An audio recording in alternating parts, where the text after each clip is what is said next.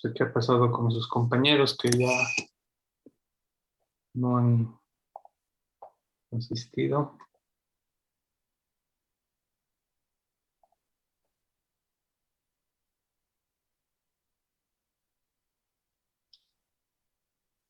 Que ya están entrando.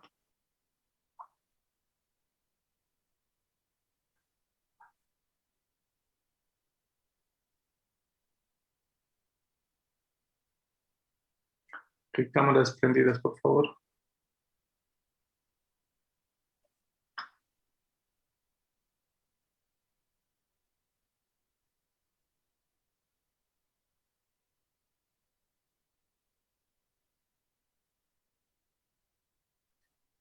Ok. 11 ya están conectados al Book Club. Faltan todavía los que han llegado recién.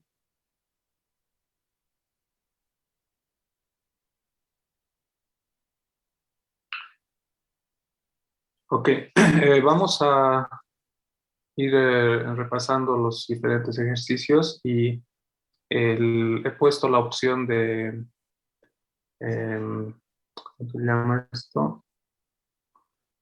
El campeonato. Entonces, al final, la persona que obtenga o las personas que obtengan mayor puntuación vamos a poder ver. Ojo, mayor puntuación no necesariamente quiere decir más rápido, o sea, tienen que obviamente analizar con tiempo cada una de las preguntas y responder. Entonces, las primeras personas que tengan la mejor calificación van a tener puntos extras. ¿Ok? Em, Normalmente deberían ya poder ingresar y registrar sus nombres. Es importante que pongan el nombre, ¿no? Para que identifiquemos a los ganadores. Y vamos a eh, dar inicio a las personas que acaban de entrar, por favor. ¿Cuántas ya están? Ok, 12 personas. Ok, entonces comenzamos con la primera pregunta.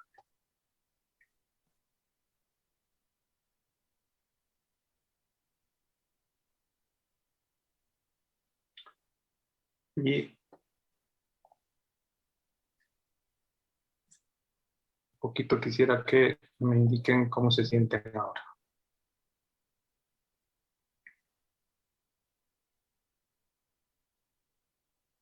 Bien mal.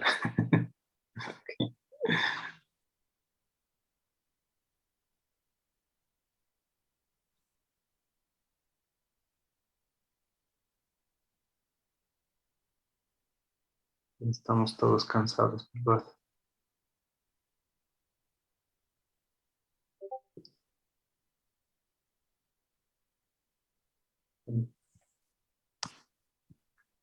Espero que no se duerman. Vamos a pelear un poquito por algunos puntos extra, ¿no? Entonces, como les digo, no se apresuren mucho, tomen el tiempo necesario. La competencia no es por velocidad, es por puntaje. ¿Ok? Perfecto. Entonces comenzaremos con la primera.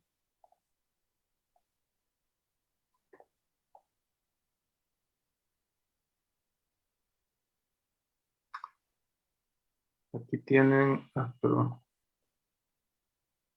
tenía ahí demasiado.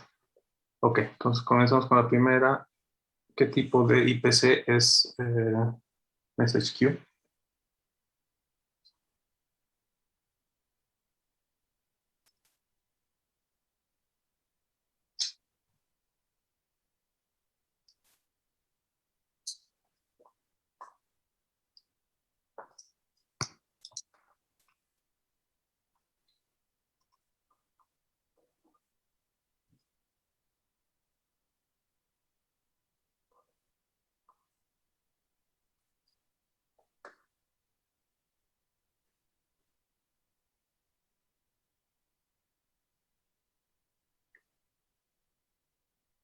A ver, 9 respuestas.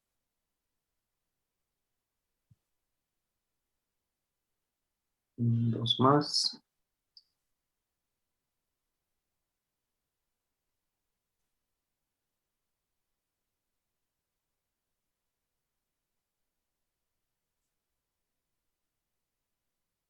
Falta una. Una.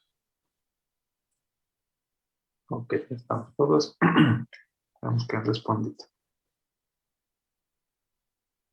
Ok, entonces message queue es un tipo de, efectivamente, message passing, ¿no? No se olviden, la diferencia es que el message passing, estamos empaquetando un mensaje y estamos enviando hacia otro proceso, mientras que la memoria compartida simplemente estamos accediendo a un espacio de la memoria en la misma computadora. El message passing es válido dentro y fuera de la computadora, entonces el message queue es un tipo de comunicación dentro de la computadora, ¿no? Pero efectivamente es message passing. Segunda pregunta, por si acaso para esta pueden clicar en la imagen, para desplegar la pregunta y pueden responder más abajo, ¿no? Entonces dice, ¿qué hace la línea roja? Ahí tienen las opciones.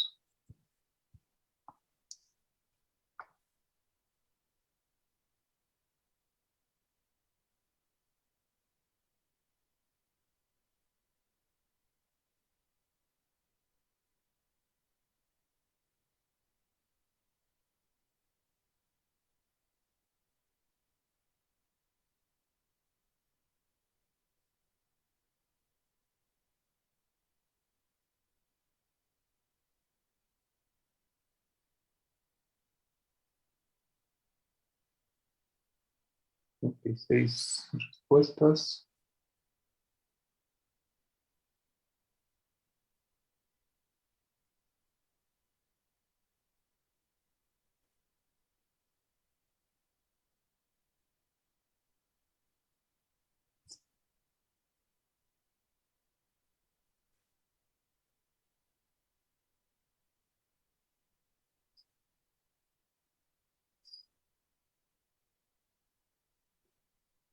Tres personas más.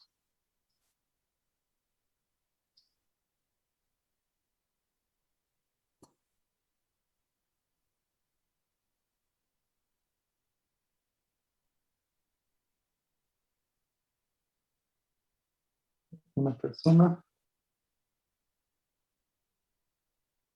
Ok. Entonces, todos los APIs que hemos visto para los semáforos, meses escritos, los IPCs, ¿no es cierto? Shared Memory, tenían la característica de tener una operación GET, en este caso, un message GET para la creación, ¿no? Para el envío era message send, para la recepción era message receive, y para la obtención del estado teníamos el message control, pero teníamos el IPC stat, ¿no es cierto? Y para eliminar teníamos el message control IPC, ¿no?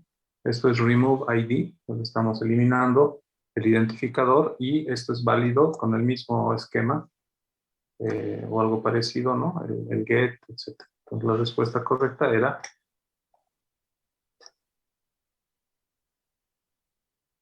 eliminar la cola, ¿no? Pues aquí teníamos un message get, un message queue get y un message control. Ok, perdón, no quería hacer eso.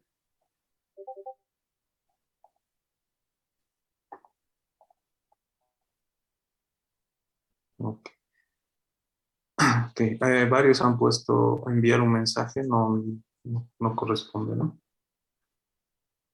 Muy bien. Siguiente entonces.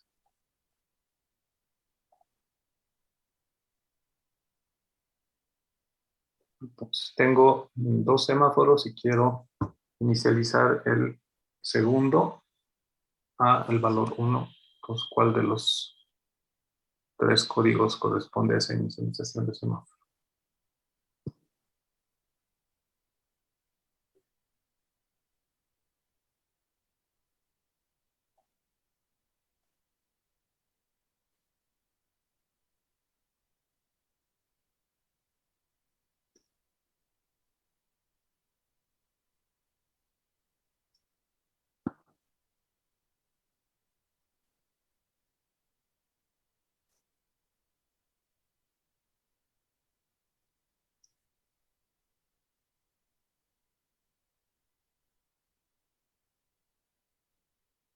Y tenemos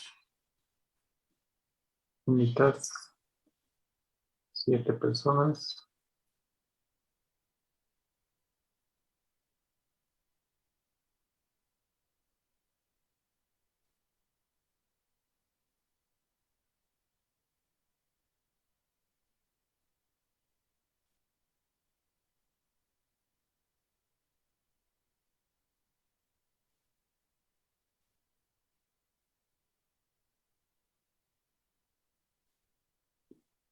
Aquí 3 más.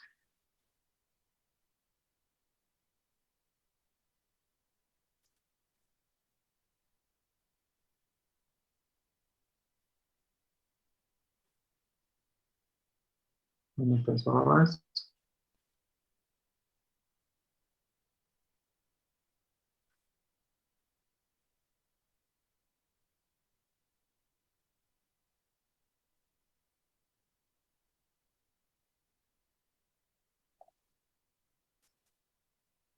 Apúrense, por favor.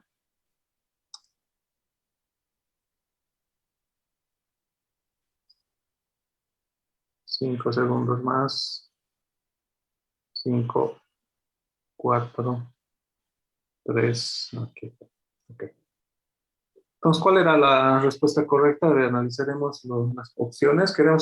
Tenemos el SEM-GET que nos permite inicializar varios semáforos a la vez, ¿cierto? 2, 3, 4. Y para poder hacer un cambio, una inicialización, estamos utilizando el control. ¿Está bien en todos los casos? Ok. Ahora nos piden el primero, o sea, la posición 1, ¿no? Entonces sabemos que tenemos posición 1 es como un array y queremos este de aquí. Entonces, este no va, porque aquí está apuntando a la posición 0, entonces sería entre este de aquí y este de aquí, ¿no? Setval es para cambiar el valor, entonces los dos correctos. Y el último era la estructura o la unión en este caso que tenía el valor del semáforo. Entonces la respuesta correcta era este. Este no va porque simplemente tenemos un valor, ¿no? Entonces, ¿cuántos habrán acertado?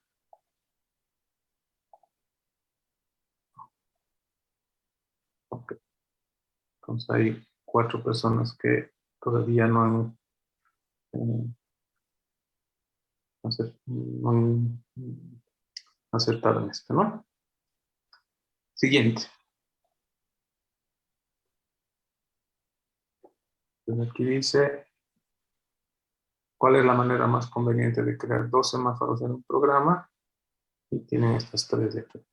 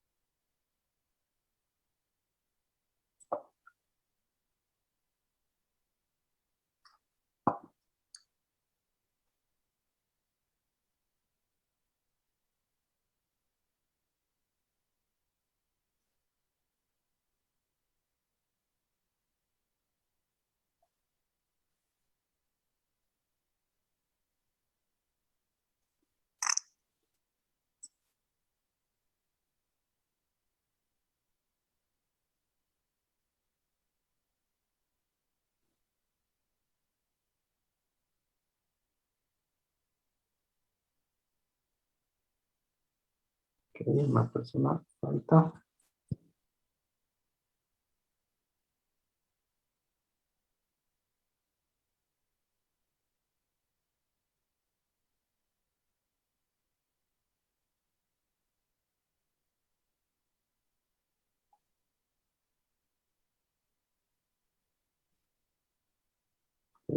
Vamos a ir cerrando.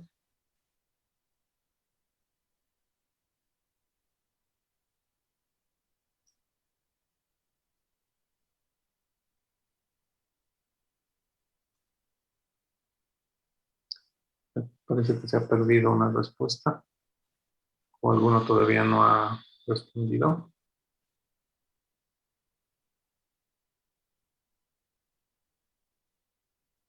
Ok. A ver, la pregunta decía, ¿cuál es la manera más conveniente de crear dos semáforos, ¿no es cierto? Entonces, veamos el primero. Primero, el semget crea los semáforos, está bien. Aquí se está creando un semáforo y como ya sabemos, esto indica que si no existe va a ser creado y estos son los flags para read y write, ¿no es cierto? Ok, entonces la dificultad de aquí era que si ponemos la misma llave, en realidad vamos a crear un solo semáforo, ¿no? Porque al ser la misma llave, va a verificar y va a decir, no, ya ha sido creado el semáforo, entonces va a devolver exactamente el mismo identificador. Aquí sí estamos utilizando dos semáforos, pero son dos separados, entonces al tener dos estructuras separadas vamos a complicar un poco la programación y en este caso tenemos una sola llave y tenemos dos semáforos, entonces la manera más conveniente es esta de aquí, ¿no es cierto? Ok. Con 92% respuestas correctas. Perfecto. Siguiente. Ok. ¿Cuál de las tres opciones permiten implementar una operación B en un semáforo?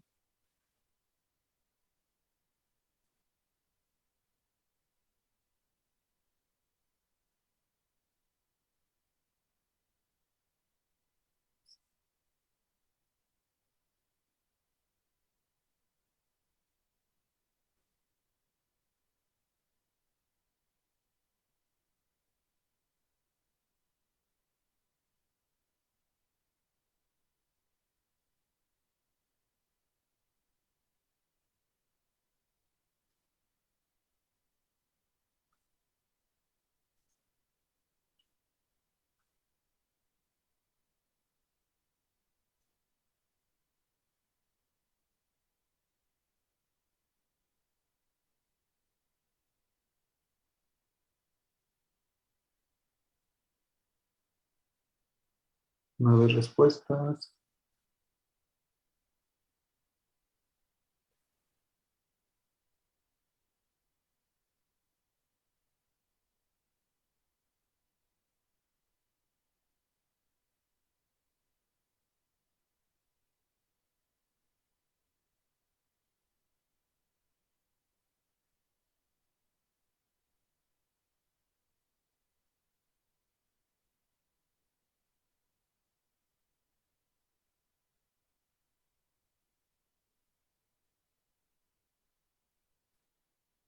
Tres más.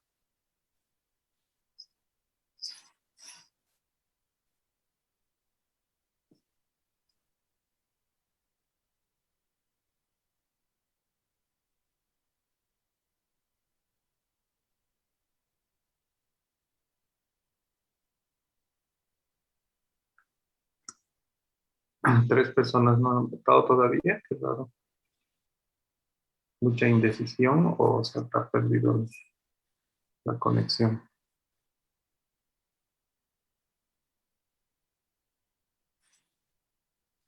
Ok, falta una.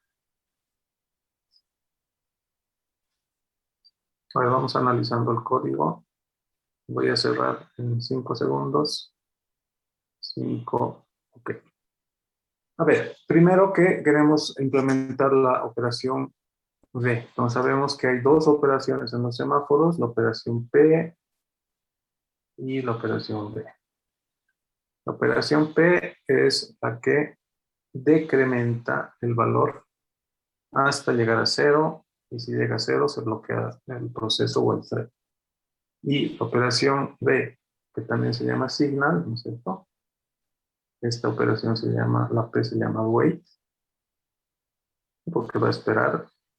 Y la operación B lo que va a hacer es incrementar el valor del semáforo de manera atómica para notificar a todos los procesos o threads que están esperando en cero. Entonces, eh, la respuesta correcta era A. Ok, 92%. Muy bien.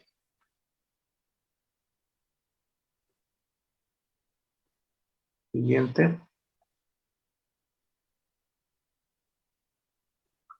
Si un programa va a utilizar dos semáforos ya creados por otro programa, entonces, ¿cuál es el código más adecuado?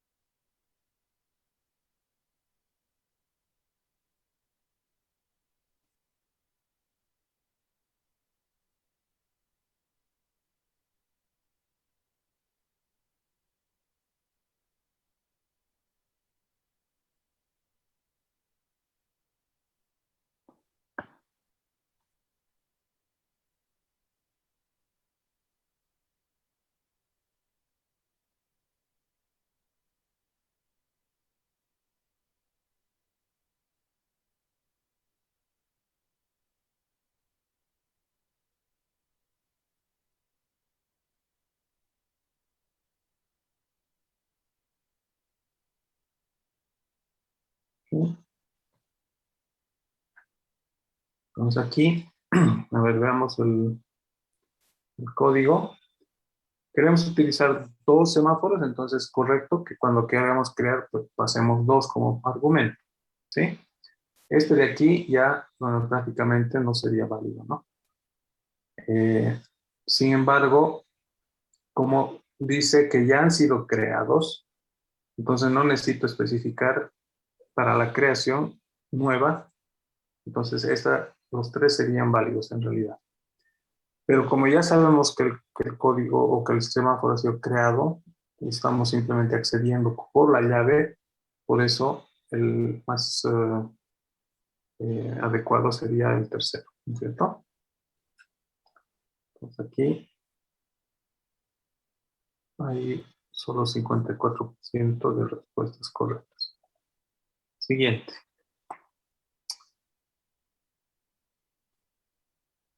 ¿Qué es lo que hace el carácter AND al final de la ejecución de un proceso en el shell o en un shell script?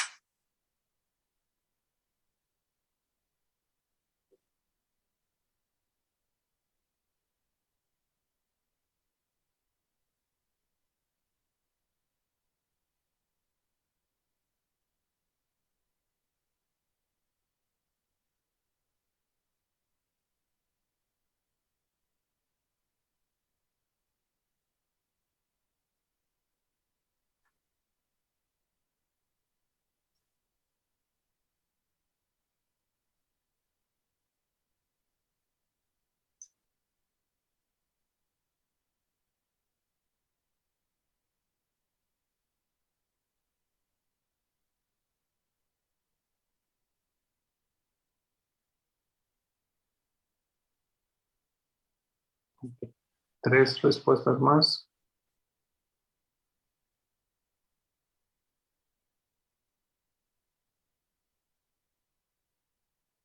5, 4, 3, 2, 1. Cerramos.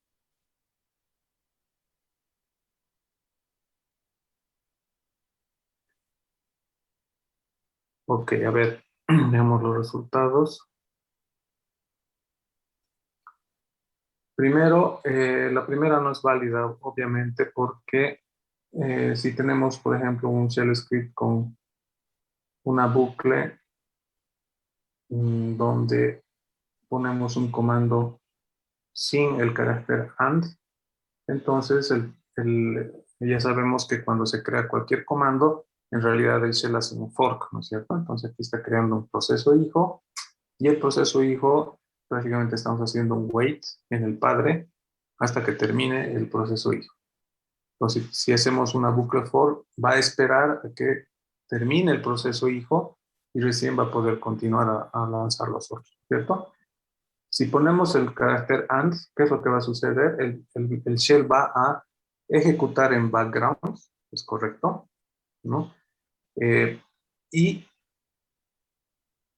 si bien el shell va a tener n hijos, ¿no es cierto?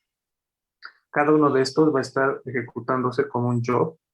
Entonces, recuerdan que cuando uno escribía jobs, aparecían los procesos con un ID, ¿no? O con un número. Y uno podía escoger uno de ellos y ponerlo de nuevo en foreground, o sea, ligado a la consola. En otras palabras, son comandos independientes, pero están siendo todavía dependientes del shell. Entonces, si ustedes matan al shell, como es el padre de todos los hijos, toditos van a morir los hijos. Por eso hay dependencia, ¿no es cierto? Ok. Siguiente pregunta.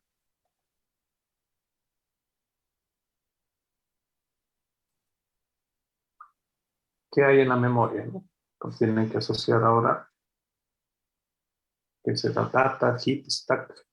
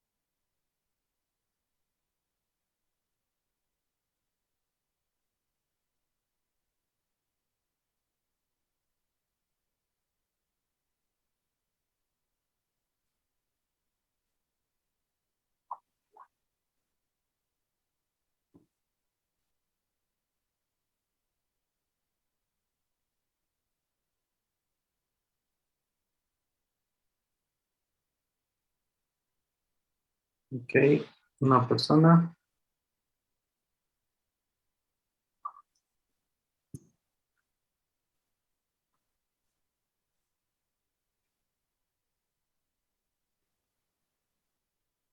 5, 4, 3, 2, 1. Cerramos. Vamos a ver primero los resultados. Ok. Todavía hay unas divergencias. A ver. Ok, entonces no se olviden. Texto, código ejecutable, perfecto, 100%. Data son datos estáticos, constantes, etcétera, que no van a cambiar con el tiempo. Heap es datos dinámicos que son típicamente lo que se crea con el malloc, ¿no es cierto? Y el stack son datos temporales, variables locales dentro de las funciones o valores para invocar o llamar a funciones, ¿no es cierto? Ok, y ya sabemos que eh, tanto el heap como el stack pueden ir creciendo de acuerdo a cuántos datos se van a utilizar en la ejecución. Si hacemos malloc de manera descontrolada, malloc, malloc, malloc, malloc, y nos olvidamos hacer el free, entonces aquí vamos a tener un problema de que ya no hay memoria, podemos llenar toda la memoria dinámica Y en el caso del stack, que hemos visto que es un mecanismo para hacer llamada de funciones, si hacemos llamada de funciones recursivas, por ejemplo, sin control, entonces podemos hacer el famoso Stack Overflow, ¿no? Entonces aquí casi ya tenemos 100%. Ok. ¿Cuál de los diferentes elementos corresponden a la denominación de la izquierda?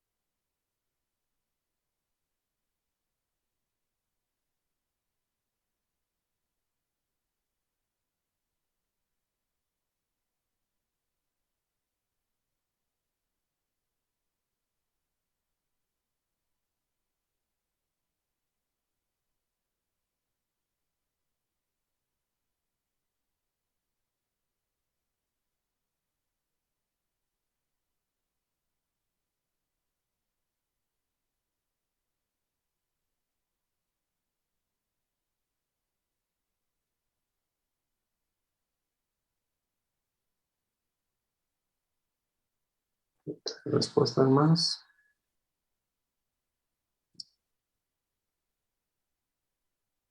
Dos. Ratito dije es que se me fue el internet y recién acabo de cargar. Allá.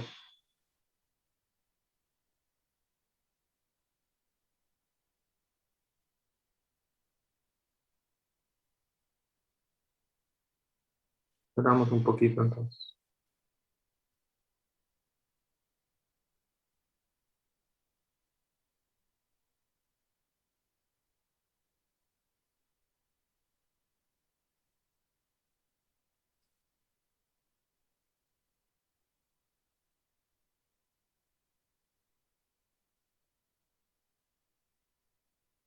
Ok.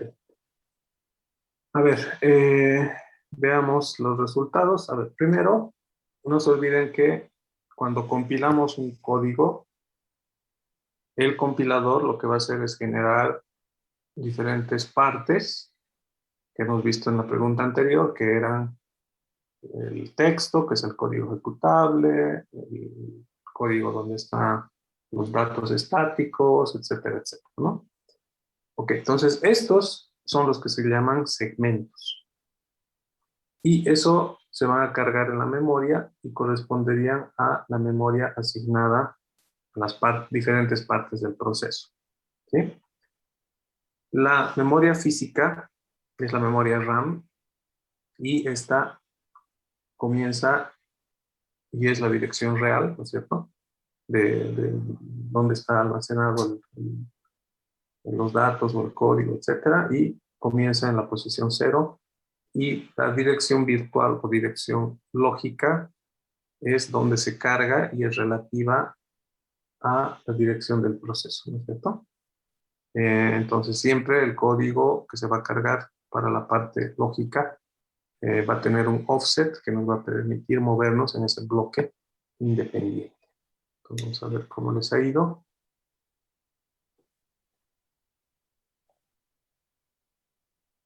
Aquí también pequeño errorcito con respecto a estos dos.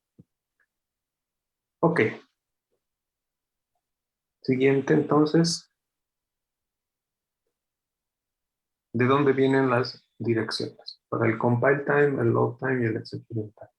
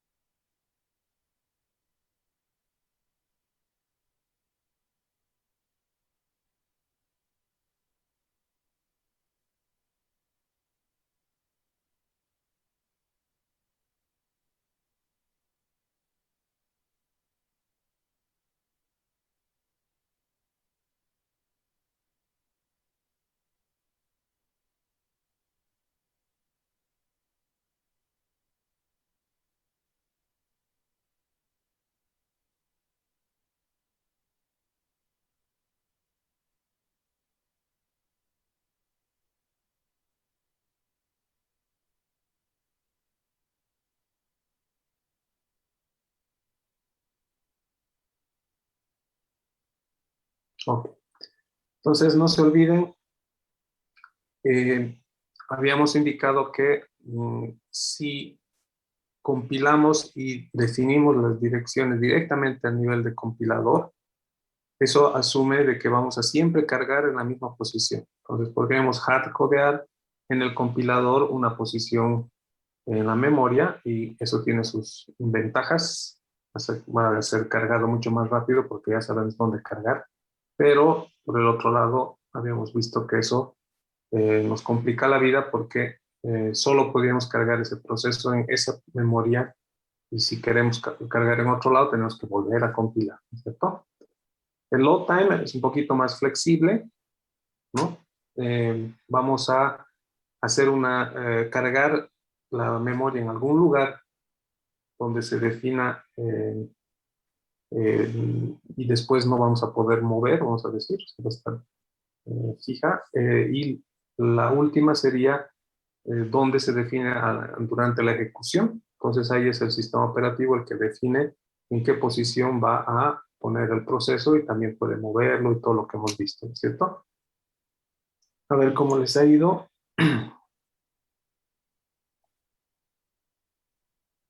Wow, aquí ha habido algunas respuestas cruzadas. Ok. Entonces tenemos compile time, dirección fija y el sistema operativo no tiene que hacer nada. Ya está predefinido. Load time, dirección determinada relativa al proceso, hemos visto que tiene su offset, ¿no? Pero no va a cambiar una vez cargado el programa y el execution time es el OS que decide dónde cargar. Y les había mostrado una gráfica en la práctica que en realidad la combinación se hace con todos estos pasos, ¿no es cierto? Entonces inicialmente tienen el código fuente, lo compilan con el compilador, ¿no es cierto? Y eso les da el punto O. Después utilizan el linker, ¿no? Y ahí se hace la transformación eh, la dirección relativa y finalmente vamos a tener ya el sistema operativo que va a decidir dónde cargar. Entonces tenemos tanto compile time, long time y execution time. ¿Sí? Ok, entonces aquí les ha ido un poquito mal. Siguiente. ¿Qué tipo de direcciones maneja el CPU? ¿Lógicas o físicas?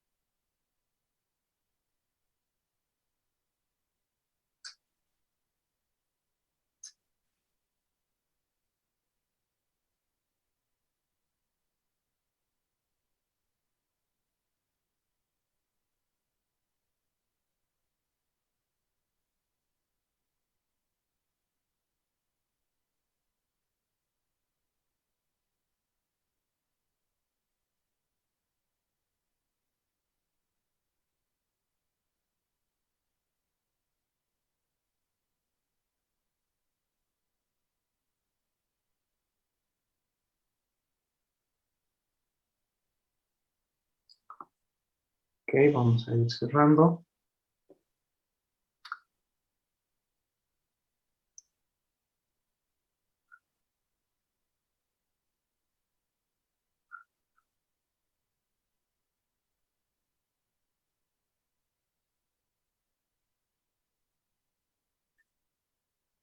Ok. Entonces la respuesta correcta era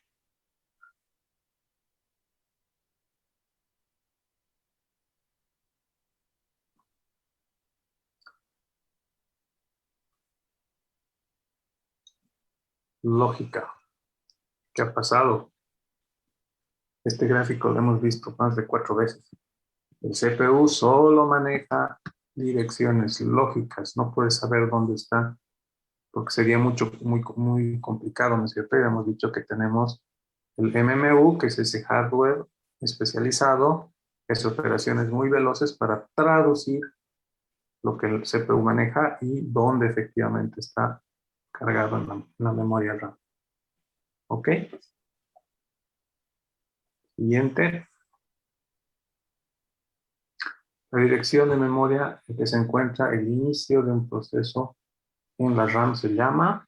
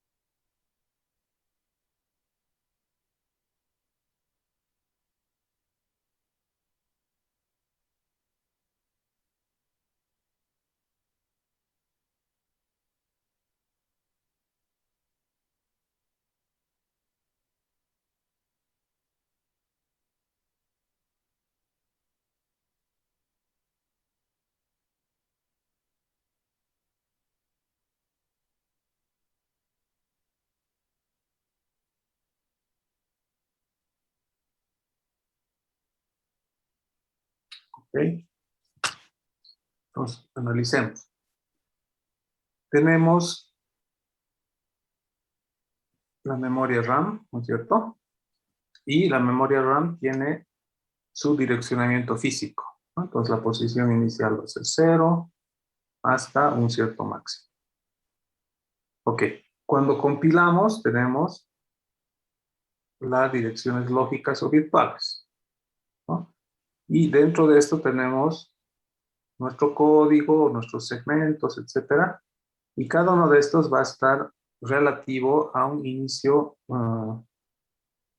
local en 0 y vamos a tener un offset que va a indicar con respecto a esta posición relativa en la dirección lógica cuántas posiciones tenemos que mover, ¿no? Entonces este es el offset, esta es la posición lógica. Entonces, posición o dirección lógica es este de aquí, dirección física es este de aquí, el offset es la dirección relativa y la dirección de base es donde vamos a poner en la memoria el elemento. ¿Sí? Entonces, la respuesta correcta era dirección de base. Aquí algunos no han respondido correctamente. Entonces, no se olviden, dirección de base es en la memoria principal, ¿no? Donde inicia el bloque. ¿Ok? ¿Qué hace el MMU o Memory Management Unit? 1 o 2.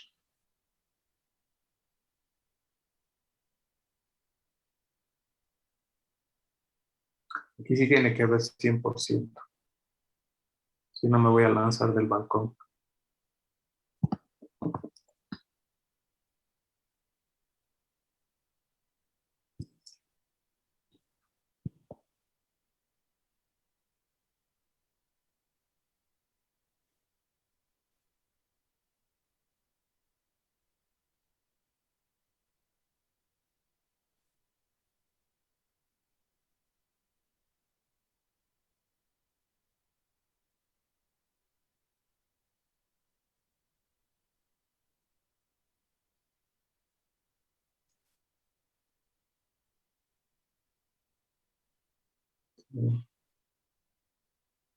Tres más o dos más, creo que hay alguien que está conectado dos veces o algo así, ¿no? Porque en el Zoom solo son 12 personas y en el otro son 13. Okay. Una persona más.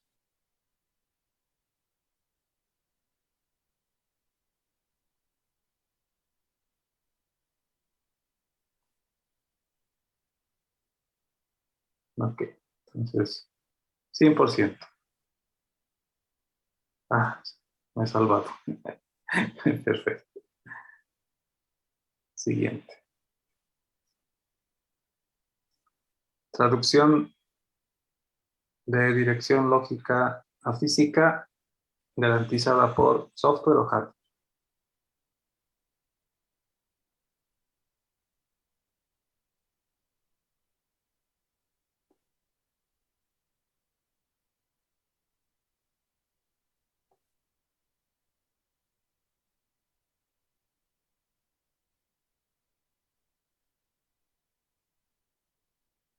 Ok. Aquí también debería ser 100%, ¿no? No, no se olviden. Este es el MMU, que es un chip que tiene un registro de límite y un registro de base, ¿no es cierto? Y hace la verificación, etcétera, etcétera, etcétera, sobre todo la traducción, ¿no? Entonces, en la producción de direcciones lógicas y físicas están asegurados por hardware, que tiene que ser veloz, ya que es muy, muy frecuente la necesidad de traducir. Ok, ahora un pequeño ejercicio práctico. Tenemos un programa que ocupa 500 bytes, cargado en la posición 2000, y lee la dirección 400. Entonces, ¿cuál será la dirección que responde el MMU?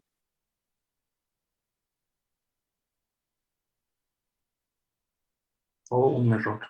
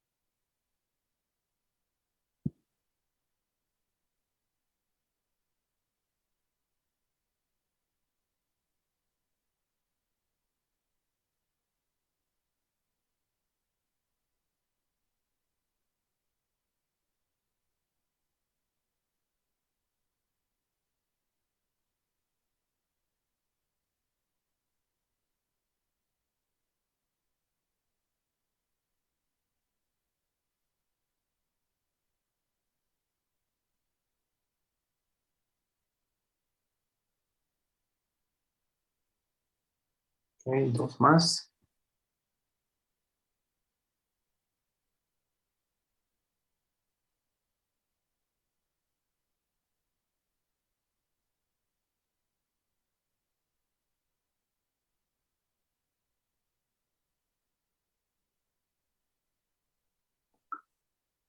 Ok, entonces, veamos. Dice que un programa ocupa 500 bytes, ¿no? Entonces, eh, este valor va a ser el tamaño máximo que puede ocupar este proceso o este programa. Entonces, ese valor se va a cargar en el registro de límite, ¿sí?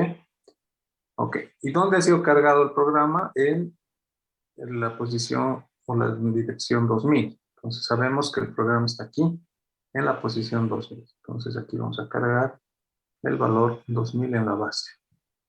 ¿Qué es lo que estoy preguntando? Dice, el CPU lee la dirección 400. Entonces, la primera pregunta que hay que hacer es, 400 es menor o mayor que el límite. Estoy saliéndome fuera de rango. En este caso, no. ¿No es cierto? Entonces, no hay problema. Estoy dentro todavía del límite. Entonces voy a pasar a hacer ¿qué? A hacer la suma para dar la respuesta final, que es la dirección física, ¿no? Y como sé que esto comienza en 2000, pues voy a sumar el valor 400 más 2000. Entonces, la dirección relativa o el offset de la dirección lógica va a ser 2000 más, en algún lugar aquí, la posición 2400, ¿no? Esa es la dirección física real. Ok, veamos cómo les ha ido. Ok. Como yo sabía que ustedes iban a hacer de memoria, de la anterior vez, no sé de dónde han sacado trap. No, no, no. Entonces aquí tenemos 25%, solo 3 personas que han respondido correctamente. Ok, siguiente.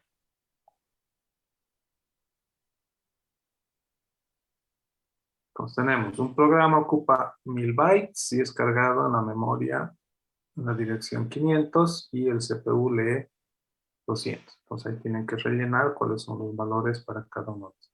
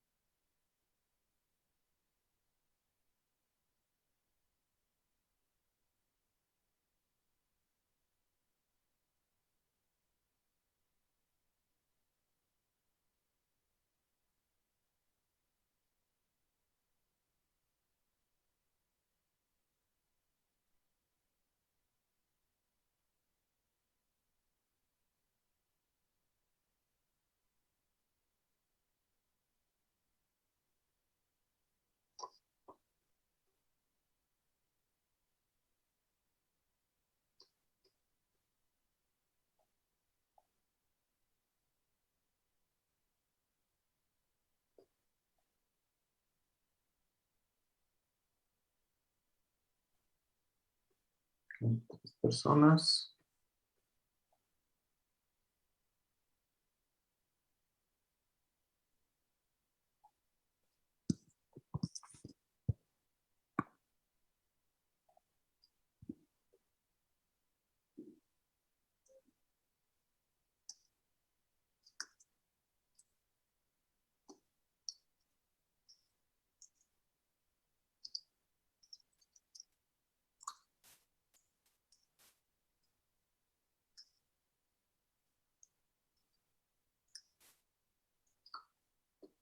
A ver, analicemos entonces cómo está esta estructura. Primero dice que el programa ocupa 1000 bytes, ¿no es cierto? Entonces eso quiere decir que el tamaño máximo o el límite de la dirección va a ser 1000, ¿no es cierto? Entonces el valor número 2 sería 1000. Después dice que está cargado en la memoria en la dirección 500, ¿no? Entonces el inicio del lugar donde se carga el proceso es 500 y eso va a ser el registro de base, ¿no es cierto? Y la dirección que lee el CPU va a ser 300, esa es la dirección lógica. Esta de aquí sería 300. Y finalmente la dirección física, que es la dirección de base más la dirección lógica, ¿no? Entonces, en ese sentido, tenemos aquí 800. Ok, a ver cómo les ha ido.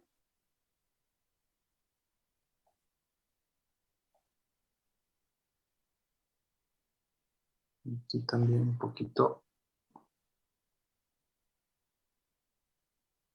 irregular. 31% correcto.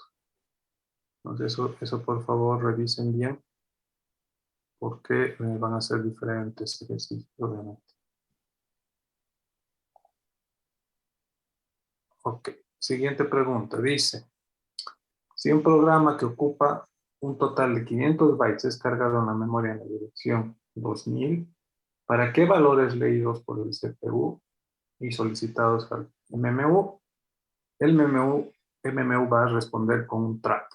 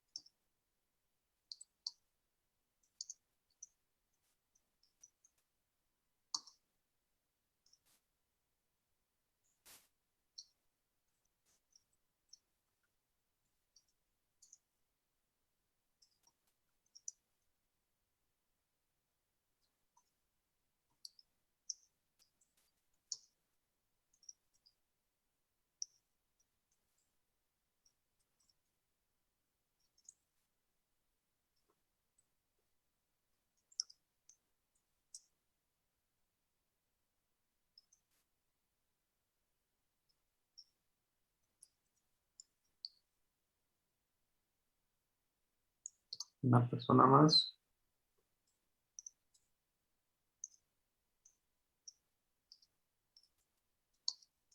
Perfecto. A ver, analicemos entonces. Dice que el programa ocupa un total de 500 bytes, ¿no es cierto? Entonces, ese sería el límite. Ok. Ahora, habíamos visto de que cuando nosotros hacemos la solicitud al MMU, la verificación es si es estrictamente no igual, ¿no es cierto? Entonces, si yo pongo como dirección lógica 500, como es igual, va a generar un trap. O sea, quiere decir que no entra esta dirección lógica en el límite que estoy poniendo. Y eso es porque las direcciones son de 0, ¿no? Las direcciones relativas, entonces de 0 hasta 499. ¿Sí? Ok, entonces, ¿cuál sería la respuesta? Va a ser un trap si es mayor o igual a 500. Entonces, yo pongo 500, de todos modos va a dar el trap, y si doy 600, 700 o lo que sea, entonces eso va a generar un trap. Pero ¿cómo les he ido?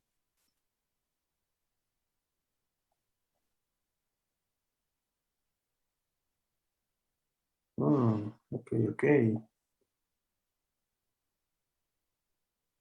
Solo 14%. Okay, pensé que eso estaba claro. Aquí parece que han lanzado moneda. ¿Qué ha pasado? Siguiente pregunta. A ver.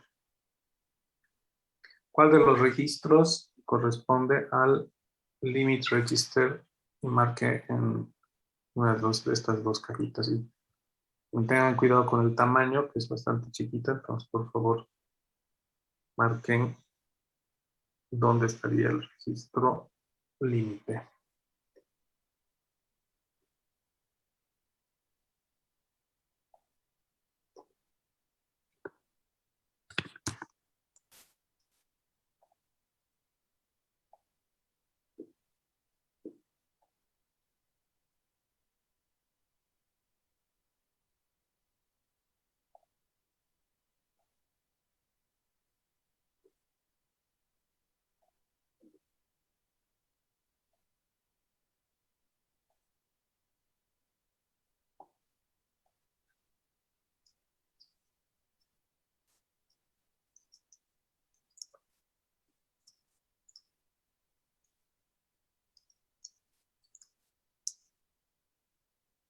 Ok, aquí no debería haber ningún problema. Debería ser un 100%. Oh, what happened? A ver, veamos la pregunta. Dice el registro de límite, ¿no?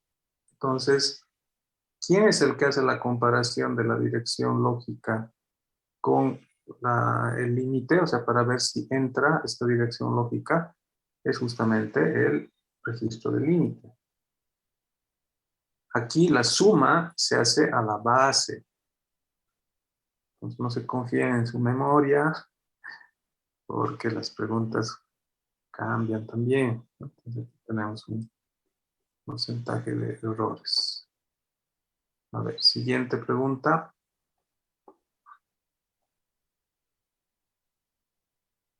Dice, ¿qué es lo que la segmentación permite? Y no se olviden las respuestas múltiples, ¿no? Pueden haber varias opciones válidas.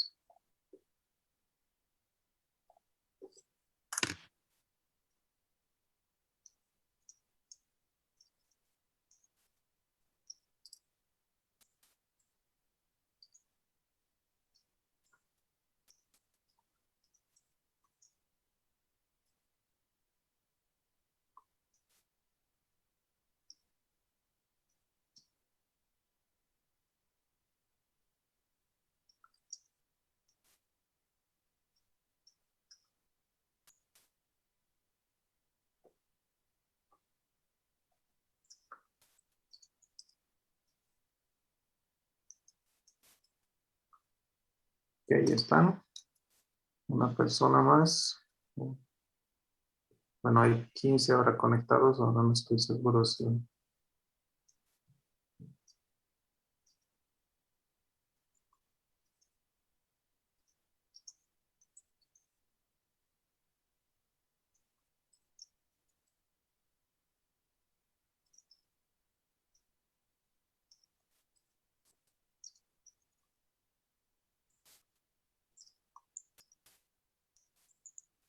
Ok, veamos.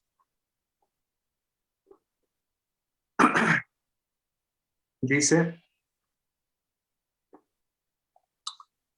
¿qué es lo que permite hacer la segmentación? Ya sabemos que la segmentación la aprovechamos al trabajo del compilador, que ya está partiendo en texto, en data, etcétera, etcétera, ¿no? Entonces, traducir una dirección lógica de física, eso es el trabajo del MMU, o sea, no tiene nada que ver con la segmentación.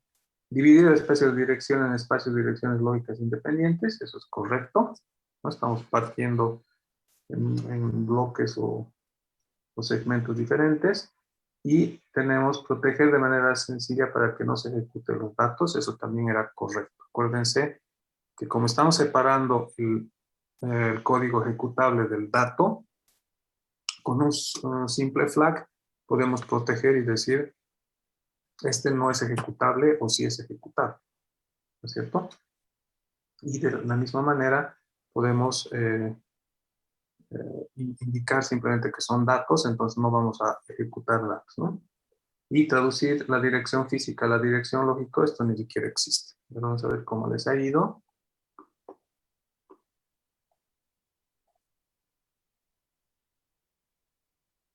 Ok, aquí se han olvidado la opción número 3, pero para la opción número 2 están todos y Hay dos respuestas incorrectas para la primera pregunta o respuesta. Ok. En una memoria segmentada, una dirección lógica es representada por...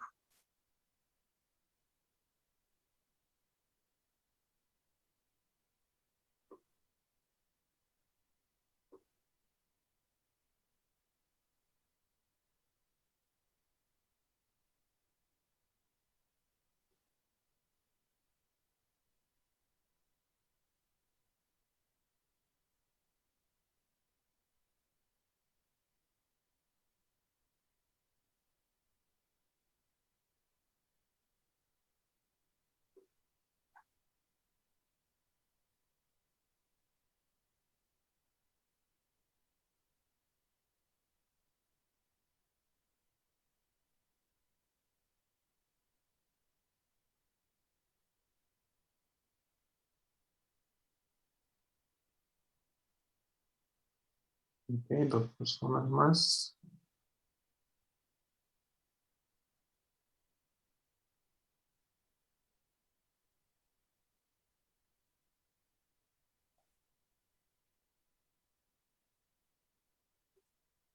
Ok, bueno, entonces veamos cuál sería. ¿Cuál? Ok, entonces estamos en una memoria segmentada, ¿no? Una memoria segmentada tiene un número de segmento. Entonces aquí podemos ya identificar que este no iría, este sí iría y este sí iría, ¿no es cierto? Y además necesitamos del número de segmento tener un offset para poder avanzar y saber correspondiente a ese número de segmento cuántos bytes tenemos que saltar para tener esa dirección, ¿cierto? Entonces la respuesta correcta sería número de segmento con offset. El límite no tiene sentido porque ese es el tamaño máximo del segmento.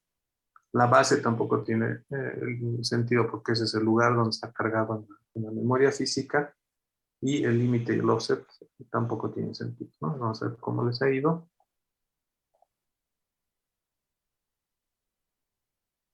Ok.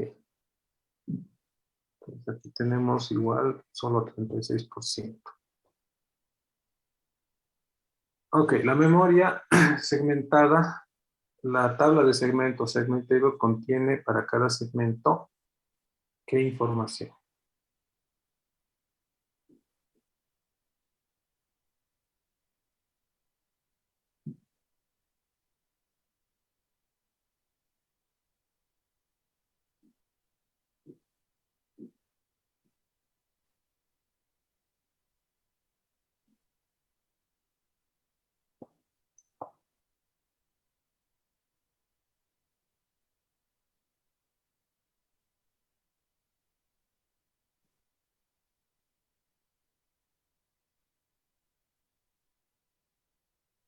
¿Ok?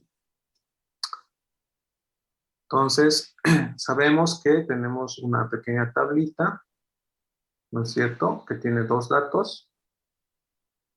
Por un lado nos indica cuál es el segmento y por el otro lado nos indica,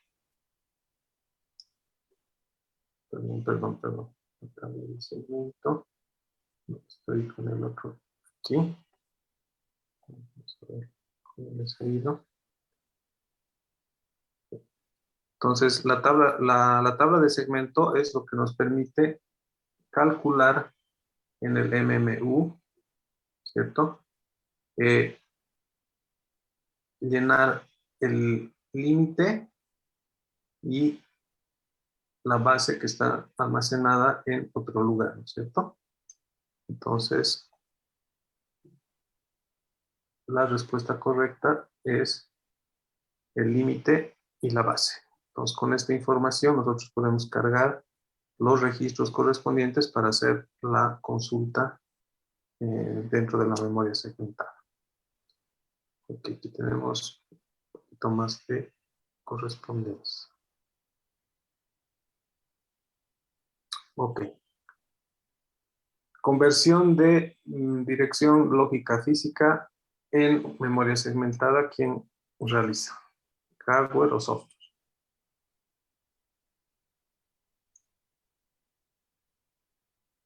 Aquí también la respuesta debería ser veloz.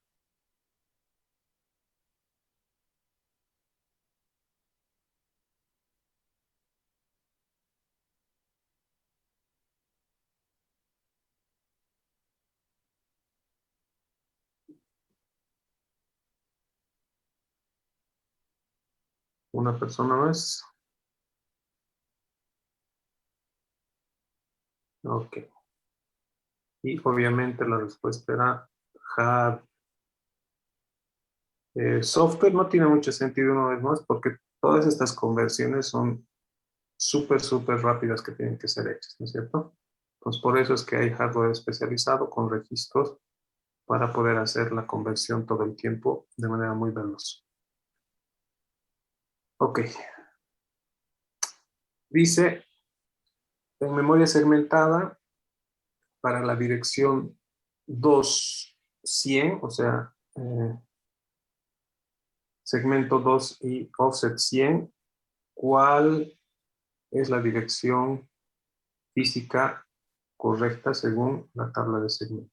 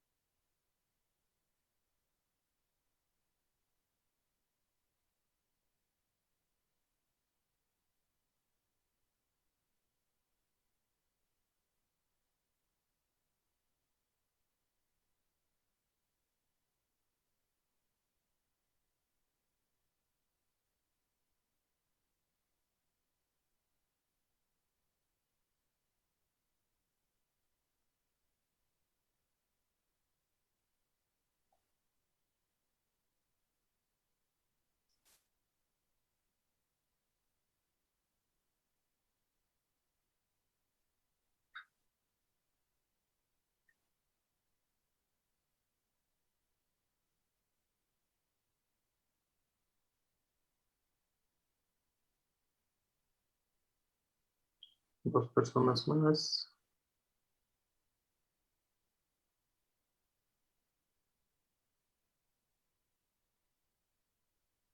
Ok, entonces aquí tenemos la dirección 2.100, ¿no? Este es el segmento y este es el offset.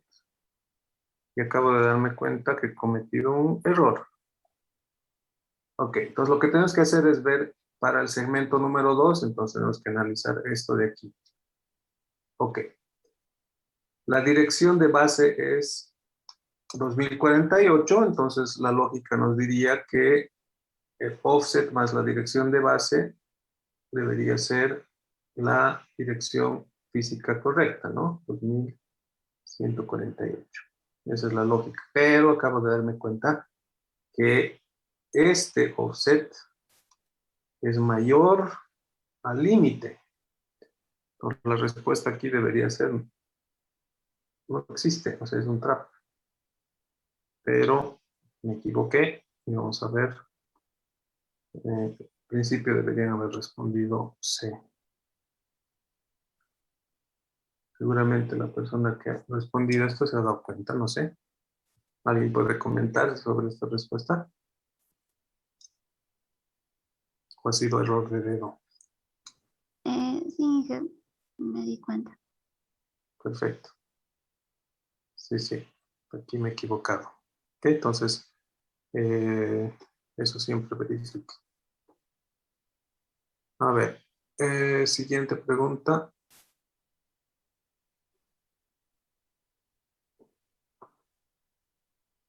Dice,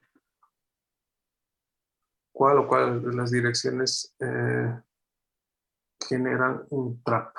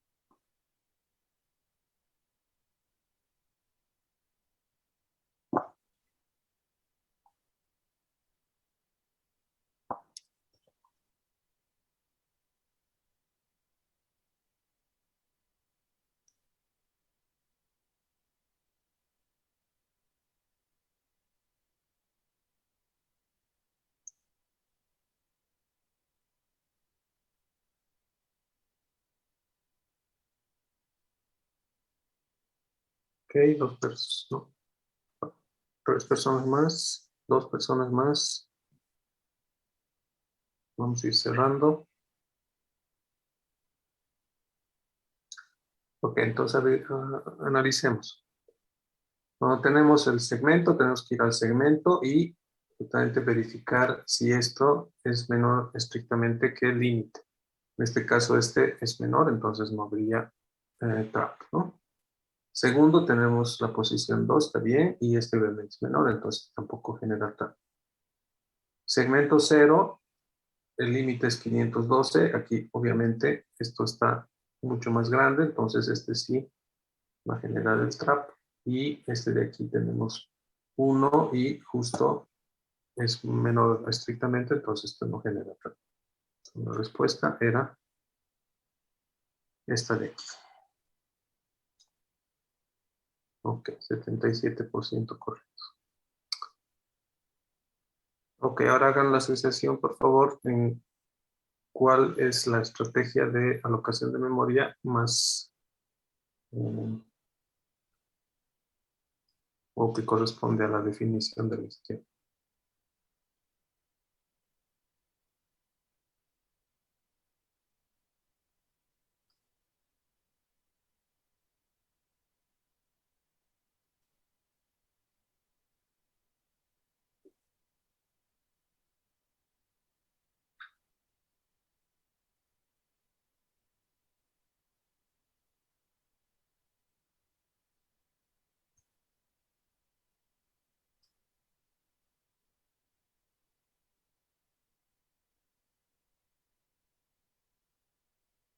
Ok, dos personas más. Bien, a ver. Primer espacio disponible lo suficientemente grande. Hemos visto que eso es lo más sencillo, vamos a decir, porque simplemente comenzamos del inicio, encontramos el primero y ponemos ahí el proceso, y ese correspondería al fit first, ¿no? First fit. Si queremos el espacio más pequeño, lo suficientemente grande, eso es lo más óptimo, ¿no? Porque estamos haciendo un barrido de todo y encontrando el más pequeñito que pueda alojar. Entonces, sí o sí tenemos que llegar hasta el final, un poquito más pesado, pero más óptimo. Y ese sería el best, ¿no? Y el agujero más grande sería el worst, y ahí también requerimos eh, barrer todo el espacio, ¿no? Vamos a ver cómo les ha ido. Supongo que bien. No. No ha ido muy bien. Ok, entonces aquí un poquito de cuidado con las estrategias. Siguiente pregunta dice, si el nuevo proceso D es colocado en el lugar donde está la flecha, ¿qué policy estamos utilizando? First fit, best fit o worst fit.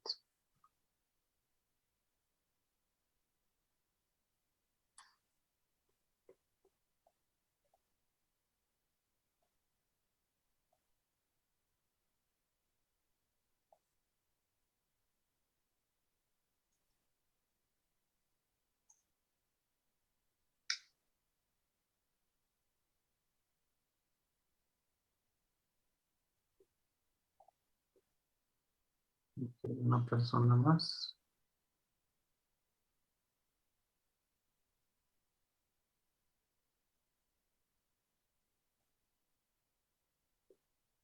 Ok, a ver.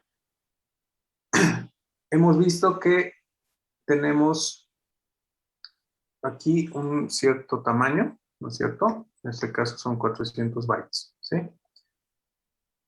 El first fit lo que haría es poner aquí, porque es el primer espacio lo suficientemente grande, ¿no es cierto? Entonces, no es first fit.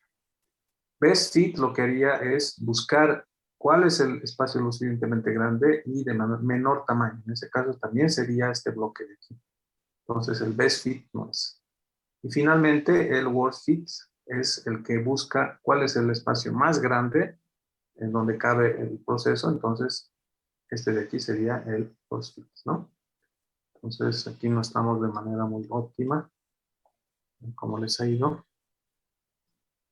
Ok, muy bien. Siguiente. El hueco dejado al no poder llenar un bloque por completo se denomina external fragmentation o internal fragmentation.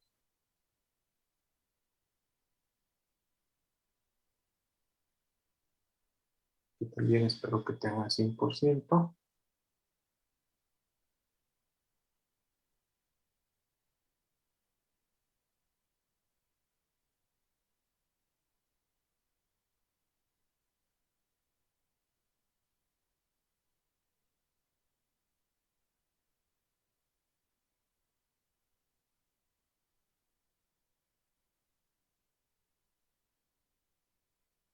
Ok.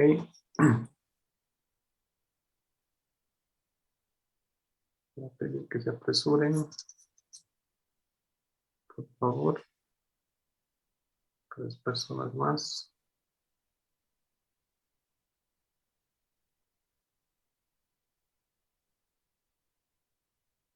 2.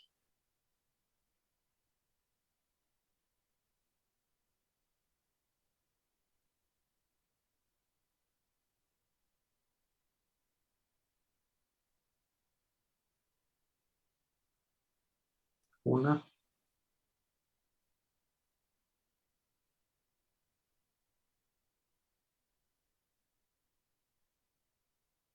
Ok. Voy a tener que cerrar. 5, 4, 3, 2, 1. Ok.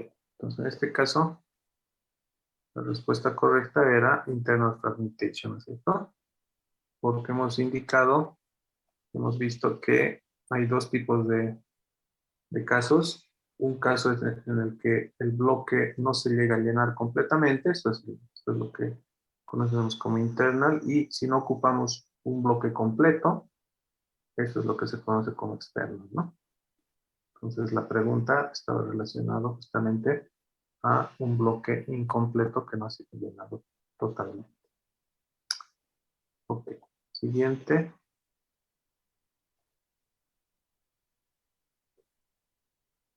Tenemos bloques de 10K y dos procesos. ¿Cuál sería el valor del interno y el externo?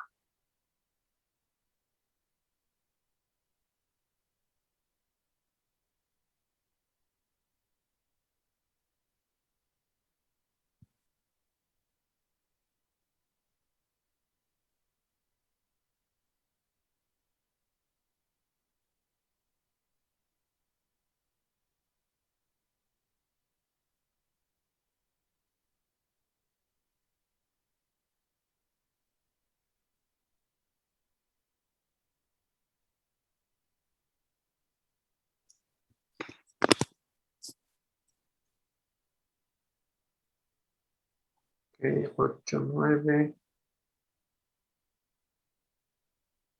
Dos más.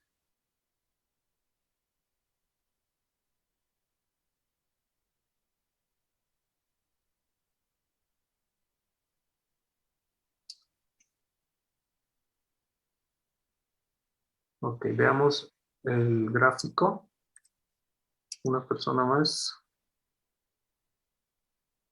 Ok, el proceso 1 tiene 35K. Cada bloque es de 10, entonces aquí podemos observar que en el último bloque hemos ocupado solamente la mitad, entonces nos queda de fragmentación interna 5K, ¿cierto? Proceso 2, lo mismo, hemos ocupado un 1,5, entonces aquí nos queda de fragmentación interna 5K. Entonces, la respuesta correcta era esta de aquí, porque estamos con 10K de interno, que sería la suma de este más este, y 20K de externo, que son estos dos bloques no ocupados, ¿no? Ok, aquí casi 70% de respuestas correctas.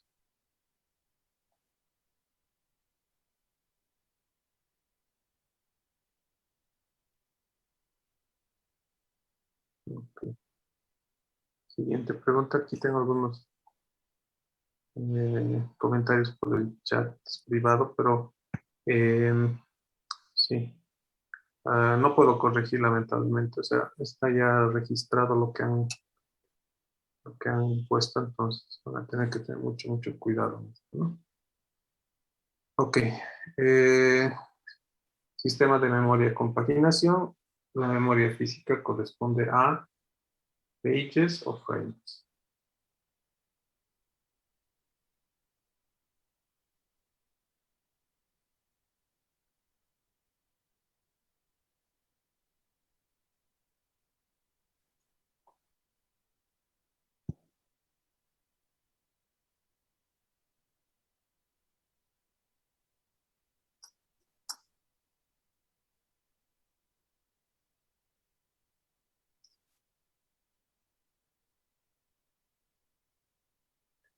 Ok. 3 personas más.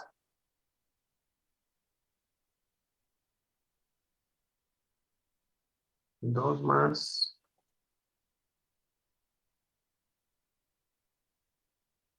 Perfecto. A ver, aquí estamos hablando de memoria física, ¿no es cierto? Entonces, no se olviden que la memoria física la vamos a partir, ¿no? Por eso requiere la paginación soporte de hardware en un cierto tamaño y esto le habíamos llamado frames, ¿no? El tamaño del frame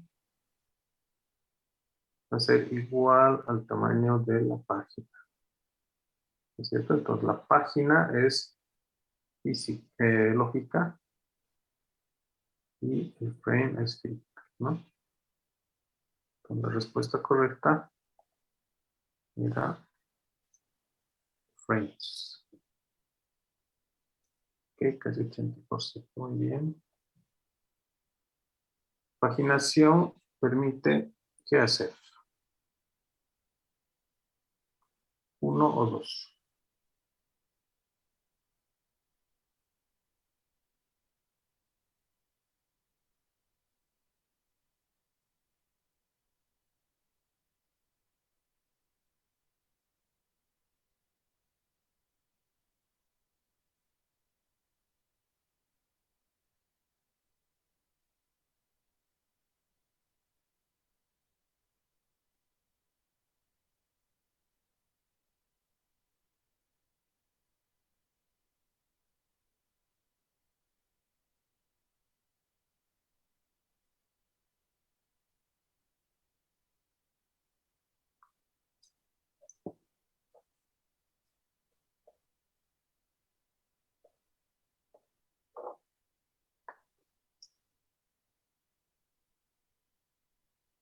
Ok, entonces aquí teníamos división del espacio de memoria del proceso, correcto. Eso es exactamente lo que hace la paginación. En tamaños de pedazos idénticos, sí, porque habíamos visto que había dos posibilidades para la paginación, o hacíamos tamaño variable o hacíamos de tamaño fijo, y habíamos dicho hacerlo de tamaño variable es una complicación, que es un problema NP completo, o sea, no tenemos un resultado decidible y de manera óptima, entonces mejor es tomar tamaños idénticos, ¿no? Y tenemos esos elementos que se llaman páginas. La memoria física también está partida en frames, pero, y aquí era el truco, ¿no es cierto? Aquí, si hubiéramos dicho frames, también era válida la respuesta, pero aquí, como hemos dicho, páginas no sirve, ¿no? Y tienen 78% de respuestas correctas. Ok, un sistema de memoria paginada, el tamaño de los frames es mayor al de las pages, igual al de las pages, menor al de las pages. ¿Cuál sería?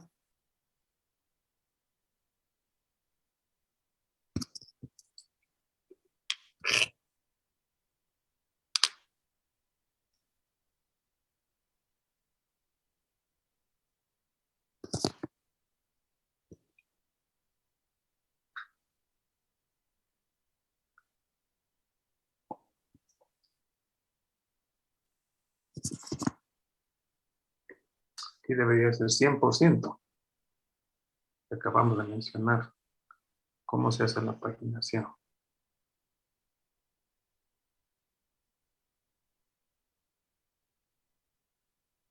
A ver, dos respuestas más. Una más. A ver cómo dice. ¿Qué ha pasado? A ver, estamos hablando de frames, ¿no es cierto? Entonces los frames son fijos, ¿no? Estamos partiendo la memoria física en frames de un tamaño físico idéntico, cada uno de ellos. Y para que puedan caber de manera exacta y no tengamos external fragmentation en la paginación, entonces hacemos de que las páginas sean idénticas a los frames. Obviamente las páginas, algunas páginas van a ser de tamaño menor, pero aquí estamos comparando los frames a las páginas, no las páginas al frame. Tal vez algunos han pensado eso al responder esta respuesta, pero la respuesta correcta era la del medio, que era tamaños idénticos, ¿no? Ok. La tabla de páginas permite traducir y ahí tienen las 4 opciones. ¿Cuál sería?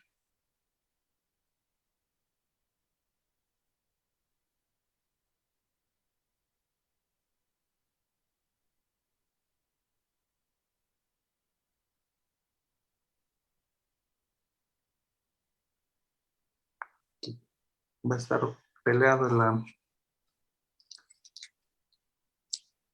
corona, creo, o la copa. Estoy viendo que hay respuestas súper rápidas. No se olviden que respuestas rápidas no necesariamente son respuestas correctas. A ver, vamos a ver el ranking.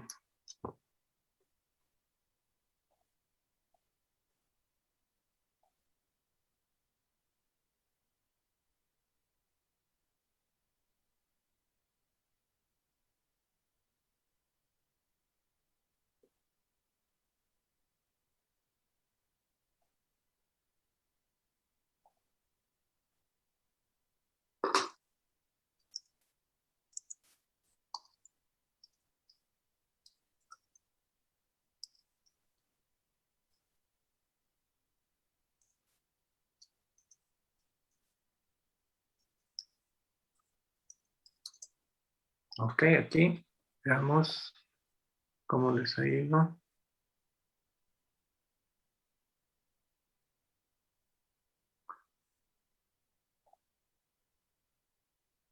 Ok, ya captaron el truco, ¿no? Dirección lógica a física, esa es la tabla de página y aquí tienen que tener cuidado con los nombres simplemente. Muy bien.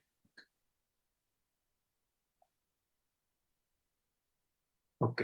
Siguiente pregunta. Memoria paginada. Cada proceso tiene su propio page table o hay una page table para todos los procesos.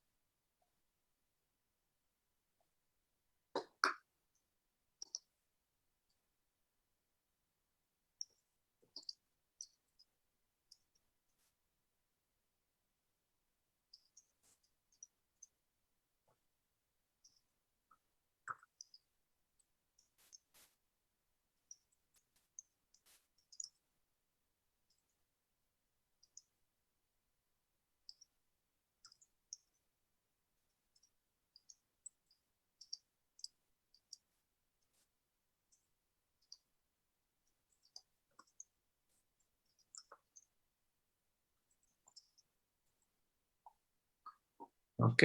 Pero como les ha ido, debería ser 100%.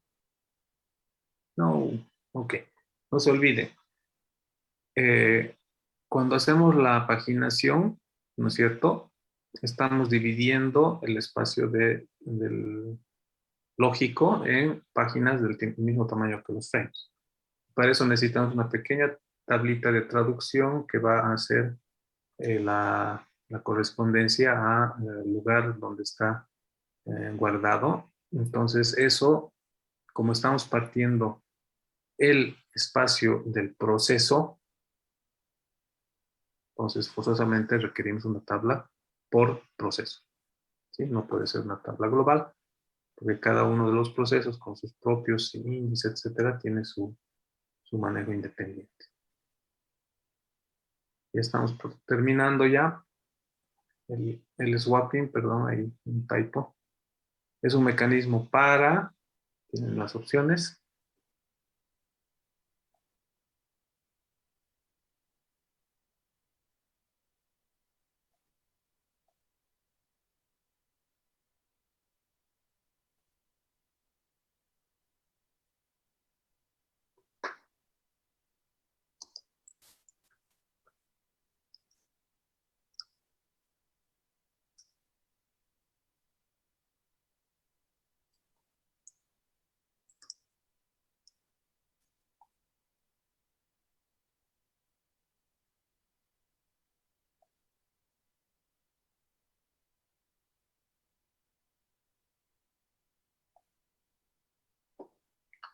Ok, una persona más.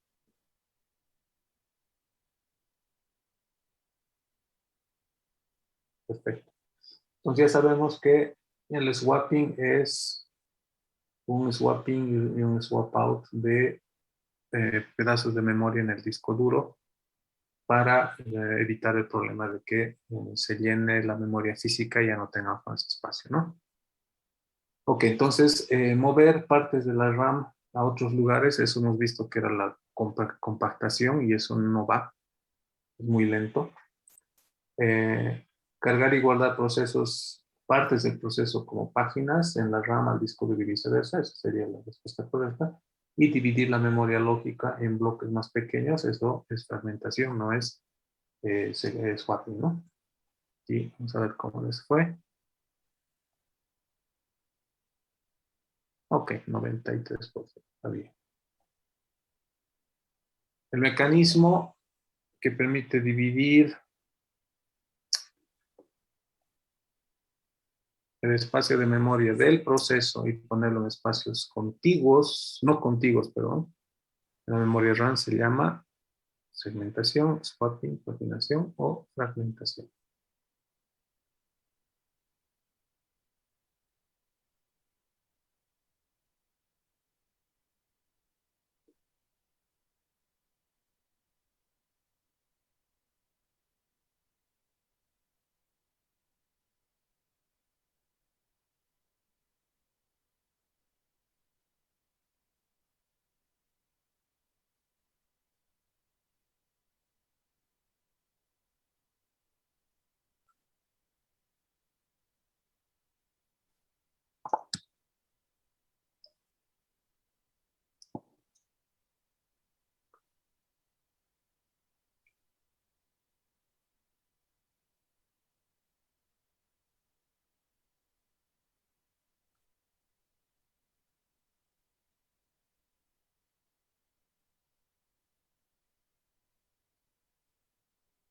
Ok. 5 más.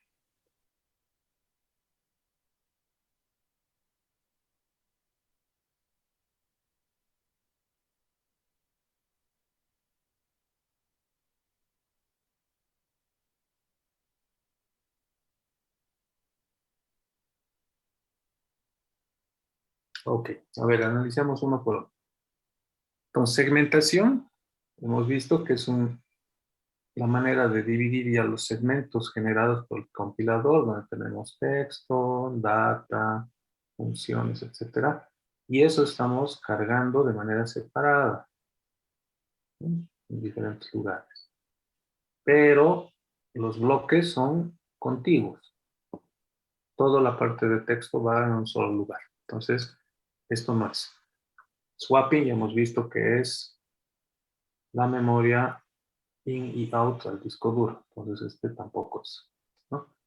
La paginación, hemos visto que cuando no entraba en un bloque contiguo porque los tamaños eran demasiado pequeños para alojar, gracias al problema de la fragmentación, ¿no es cierto? Aquí lo que hacíamos era dividir en tamaños idénticos que correspondían a los frames el proceso. Y ahora podríamos cargar uno en un lugar y el otro en un lugar, que no son espacios no contiguos, pero este es proceso 1A y este es proceso 1B. La respuesta correcta era paginación. Y la fragmentación, hemos visto que es lo que se va quedando, ¿no es cierto?, cuando no podemos cargar todo y aquí tenemos espacios fragmentados. Entonces la respuesta correcta era número 3. Vamos a ver cómo han respondido.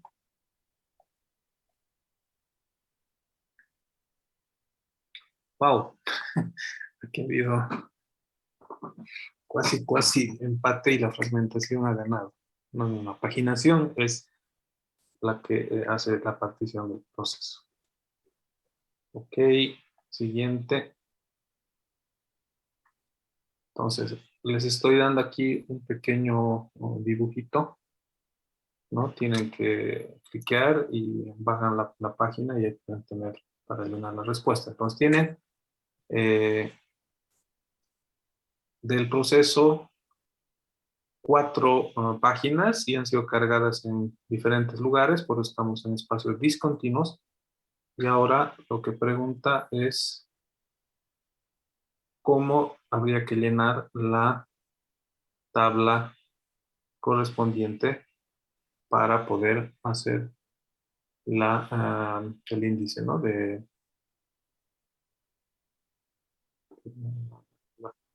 Lo del proceso que corresponda a esta manera de llenar la memoria. Tienen que revisar y poner los valores de la pequeña tabla.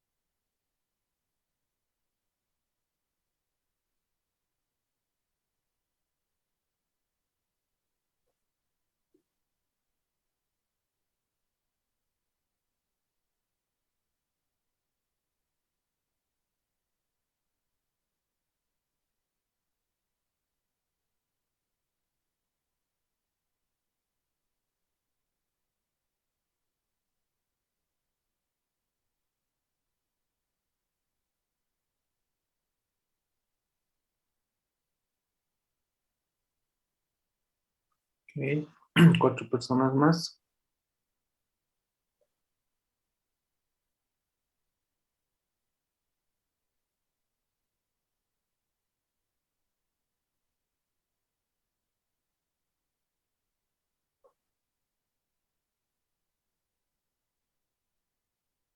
Una persona.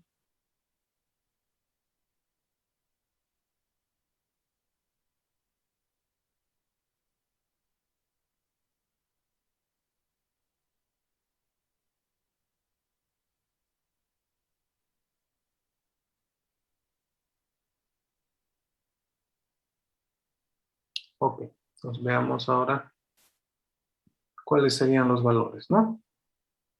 Entonces tenemos la página 0 ha sido cargada en el frame, en este caso 1. Tenemos página 0, frame 1, ¿no? La página 1, nos fijamos dónde ha sido cargada y aquí vemos que es 1 ha sido cargada en el 4. La página número 2, ¿no? Nos fijamos dónde está y eso ha sido cargada en el frame número 3. Y la página número 3 ha sido cargada en el frame número 7. Entonces sería nuestra pequeña tablita page and frame. Ok, pues veamos cuántas personas han aceptado.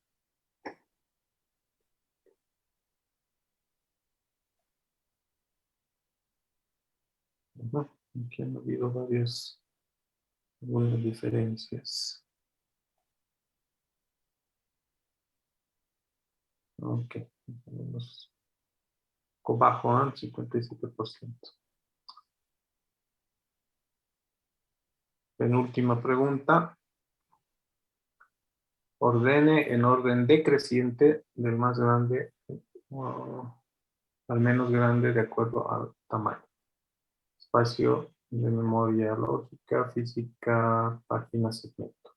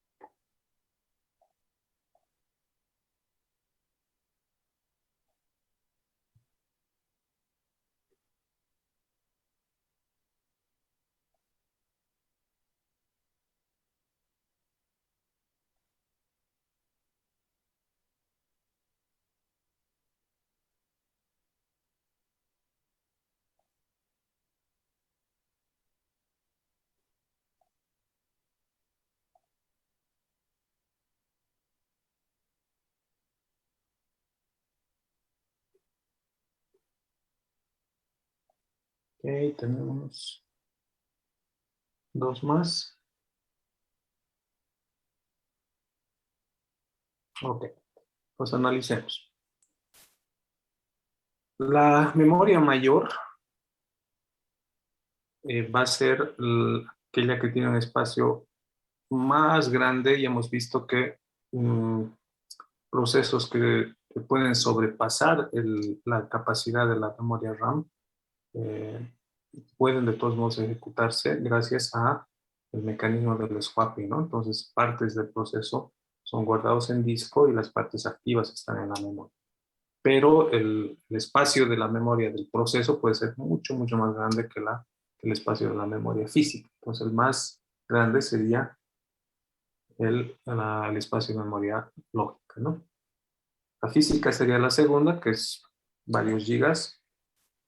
Y tenemos el compilador que ha hecho un trabajo, entonces está partiendo en pequeños pedazos de texto, de data, etcétera. Entonces esos van a ser más grandes que las páginas, porque las páginas van a ser las unidades más pequeñas que se van a guardar en los frames correspondientes. Entonces, la tercera sería segmento y la última, la más pequeña, sería la página, ¿no?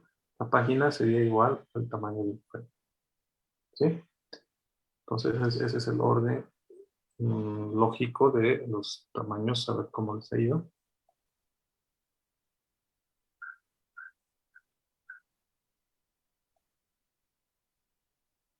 ¿Sí? Aquí ha habido un poquito de divergencia. ¿Okay? Página no puede ser la página más grande que la física, eso es incorrecto. Y aquí hay también la física no puede ser más grande que la lógica. que pueden haber procesos, como les digo, más grandes. Y aquí la página no puede ser más grande que el segmento. O sea, el segmento es el que se corta en pequeños pedacitos, ¿cierto? De hecho, tenemos una combinación de segmentación más paginación que habíamos indicado, que es una manera más óptima de distribuirlo. Ok, siguiente. Justamente se puede combinar segmentación y paginación en algunos sistemas operativos. Sí, sistemas operativos. Esto porque 1, 2 y 3.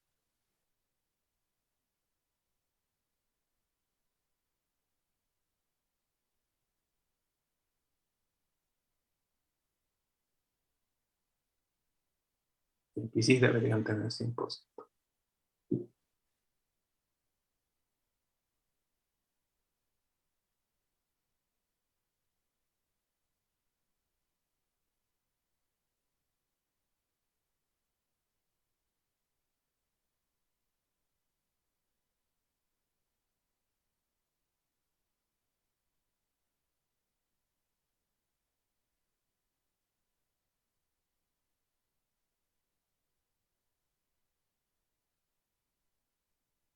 Ok, 5 personas más.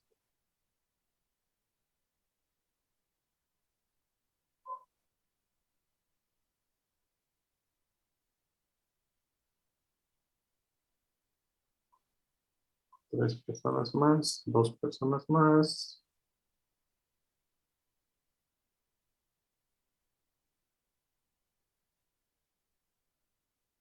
Ok. Como habíamos indicado anteriormente, tenemos el compilador que hace segmentos, ¿no es cierto? Y los segmentos son los que no pueden entrar de manera óptima en espacios contiguos por el problema de la fragmentación. Entonces, en ese sentido es que lo que se hace es dividir en diferentes páginas. Entonces, la respuesta correcta es que los segmentos se pueden dividir en páginas. Las páginas divididas en segmentos no es posible y los segmentos son idénticos a las páginas, no tendría sentido, ¿no? A ver cómo les ha ido.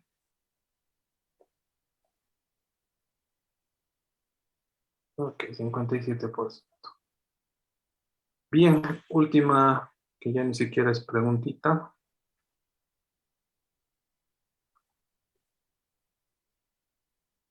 Vamos a ver, nubes de palabras.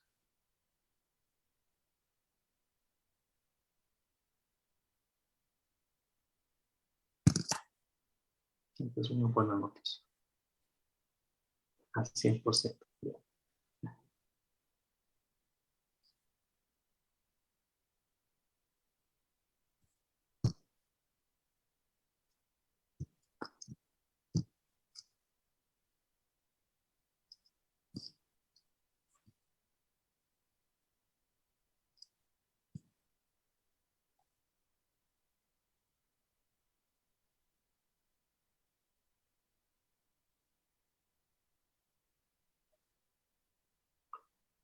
Ok. Sí, la intención de esto es que vean un poquito las pequeñas partes en las que están fallando, revisen, no se confíen una vez más en lo que acabamos de hacer, ¿no? Este es un pequeño ejemplo, pero obviamente las preguntas van a ser diferentes y tal vez algunas que hay adicionales, ¿no?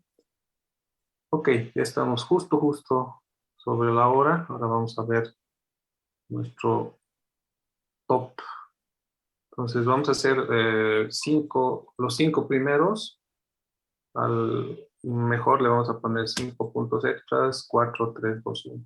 Así. Vamos a ver quiénes son los que han respondido mejor.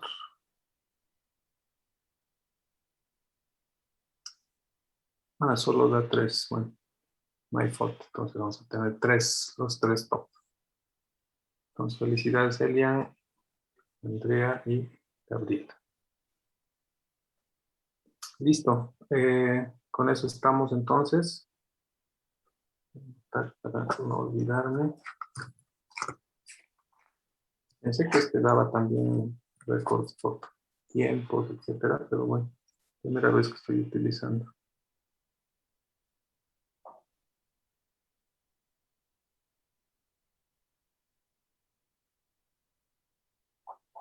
Perfecto. Si no hay preguntas, nos vemos entonces el sábado a las 11. Si requieren alguna ayuda, sábado, domingo o mañana, entonces me avisan por favor por WhatsApp. Aquí están los 5, top 5. Vamos a hacer nomás con el top 5. Nicolás y otra vez. Muy bien.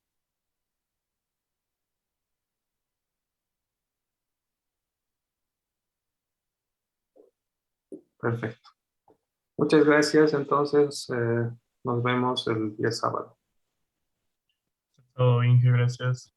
Hasta mañana, Inge, gracias. Hasta mañana, Inge, gracias. Hola, gracias.